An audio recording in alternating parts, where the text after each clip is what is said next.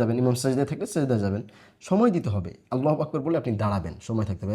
আল্লাহু আকবার বলে রুকুতে নো নো নো, এই সুযোগ নেই, এই সুযোগ নেই, এই সিস্টেমই নেই। এটা আপনি ইমাম নামাজে আপনার শুরুই হবে না, তাহলে নামাজ ভুল হবে সম্পূর্ণ। আপনি মানে নামাজ হবেই না ওইটা আপনার।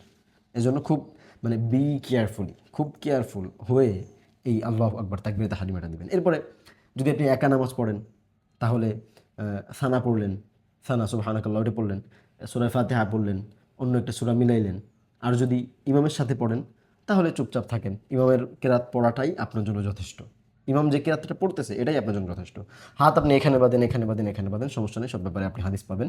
হাত একটা বাঁধেন, সমস্যা নেই, হাত একটা বেঁধে আপনি একা পড়লেও হাত বাঁধতে হয়। আপনি যদি না বাঁধেন তাও সমস্যা নাই, এটা নিয়ে আবার কন্ট্রোভার্সি করে না, হাত বাঁধেন আপনি। আপনারা সবাই যে আমরা যেহেতু সবাই হাত বাঁধি, আমরা সবাই হাত বাঁধবো, সমস্যা নেই। হাত বাঁধার পর রুকুতে গেলাম। যদি একা নামাজে দাঁড়াই তাহলে তো ওই যে সূরা কালাম পড়তে হবে। আর যদি ইমামের পেছনে দাঁড়াই, ইমামের মুক্তাদি যদি আমি হই, তাহলে তো ইমাম কিরাত পড়তেছে ওইটাই আমার জন্য যথেষ্ট। ইমাম পড়তেছে, ইমাম পড়বে, আমি চুপচাপ দাঁড়িয়ে থাকবো। আর যদি একাকি পড়ি তাহলে আমার এই কিরাত ইত্যাদি পড়তে হবে, রুকুতে চলে যাব। ইমাম যখন, আর যদি ইমামের সাথে হয় তো ইমামের সাথে রুকুতে যাব, ইমামের সাথে রুকু থেকে উঠবো। এভাবে ইমামকে অনুসরণ করবো, ইমাম যা করবে আমি তাই করবো। এইভাবে পরিপূর্ণ নামাজ শেষ করব। যখন বৈঠকে যাবেন ইমাম সাহেব, এক্ষেত্রে কি ইমাম, আপনি যখন ইমামের সাথে নামাজ পড়তেছেন এক্ষেত্রে আপনাকে কী কী পড়তে হবে সেটা হলো, যখন রুকুতে সুবহান রব্বিয়াল আযীম, সাজদায় গিয়ে সুবহান রব্বিয়াল আ'লা, এই জিনিসগুলো আপনার পড়তে হবে। এরপর ইমামের সাথে যদি নামাজের শুরুতে যুক্ত হন, একদম নামাজের শুরুতে ইমামের সাথে যুক্ত হন, সেক্ষেত্রে থানাটা পড়তে হবে। থানা পড়ার পর চুপ হয়ে যাবেন, থানা সুবহানাকাল্লাহ এটা পড়ে চুপ হয়ে যাবেন যদি ইমামের সাথে হন।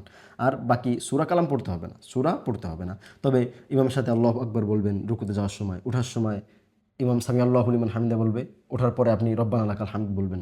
আবার ইমাম যখন সাজদায় যাবে আল্লাহু আকবার বলবে, আপনি আল্লাহু আকবার বলবেন। ইমাম সাজদায় গিয়ে চুপি চুপি সুবহান রব্বিয়াল আ'লা পড়বে, আপনিও চুপি চুপি সুবহান রব্বিয়াল আ'লা পড়বেন।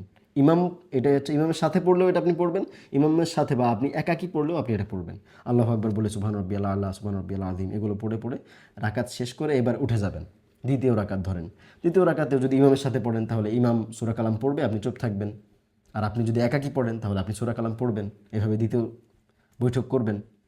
দ্বিতীয় বৈঠক করার পর দ্বিতীয় বৈঠক, প্রথম বৈঠক করবেন, প্রথম বৈঠক অর্থাৎ ছোটো বৈঠক যেটা সেটা করবেন, সেটা তাশাহুদ আত-তাহিয়াতু সেটা পড়লেন। পড়ার পর দাঁড়িয়ে যাবেন। যদি 2 রাকাত নামাজ হয়, যদি 2 রাকাত এখন ফজরের নামাজ, তো ফজরের নামাজে কী করবেন? ফজরের নামাজে আপনি সব পড়বেন, আত-তাহিয়াতু, দুরূদ শরীফ, সব পড়বেন, সব পড়ে সালাম ফিরিয়ে দিবেন। যদি একাকী পড়লেও সব পড়ে সালাম ফিরাবেন।